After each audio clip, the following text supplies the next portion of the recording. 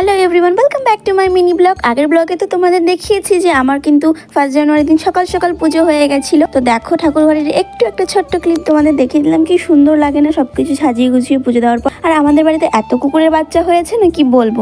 জুতোগুলো বাইরে রেখে আর ওরা মুখে মুখে করে নিয়ে চলে গিয়ে অন্য জায়গায় রেখে আসে, আর খুঁজে পায় না। আর তোমরা নিশ্চয়ই ভাবছো আমার মামি এত মুড়ি কেন মাখছে। আরে বাবা, আমরা সকলে মিলে খাবো। আর এখানে এত রান্না হচ্ছে, নিশ্চয়ই তোমরা বুঝে গেছো কেন। 1 জানুয়ারির দিন তো পিকনিক না করলে চলে না। তো সেই দিন করছিলাম আমরা সকলে মিলে পিকনিক। আমাদের বাড়ির সামনেই একটা বড় মাঠ আছে, সেখানেই করছিলাম। দূরে কোথাও যাওয়া হয়নি, প্রতিবার যাওয়া হয় না। আমি অনেক জেদ করি কিন্তু নিয়ে যায় না কেউ। যাই হোক, সেটা আমার কপালে হয়তো নেই। আর এইদিকে দেখো, তোমাদের সাথে গল্প করতে করতে কিন্তু সব রান্না কমপ্লিট হয়ে গেছে। সব রান্নাই করেছিল আমার বড়দি। তোমরা দেখতেই পেলে কি কি হয়েছিল, আমি আর এক্সট্রা করে বলছি না। দেন খেয়ে দিয়ে বিকেলের কাজ তো করতে হবে, কারণ এখন ছোটবেলা তাড়াতাড়ি সন্ধে হয়ে যায়। তারপর সব কাজ করে দেখো আমি চলে এসেছি সন্ধ্যা দিতে। সন্ধ্যা দেওয়া কমপ্লিট হয়ে গেছে। আর এখন আমি আমার গোপুসোনাকে একটু ভালো করে ঘুম পাড়িয়ে দিই। ঠান্ডা প্রচুর পড়েছে, তাই ওকে ভালো করে সোয়েটার পরিয়ে সুন্দর করে দেখো ওখানে আমি ঘুম পাড়িয়ে দিয়েছি। এখনো শান্তিতে ঘুমাবে। আমার ভিডিওগুলো কেমন লাগছে কমেন্ট করে অবশ্যই জানাবে। লাইক করতে ভুলবে না, শেয়ার করতে ভুলবে না। আর এখন দেখো আগুনের পাশে বসে আমি করছি মালা জপ। তারপরে আমি একটু সন্ধ্যাবেলা কফি খেয়ে নিলাম। আজকের গল্প থেকে এখানেই বিদায় নিচ্ছি, কিন্তু মনে রেখো গল্পের কোনো শেষ নেই।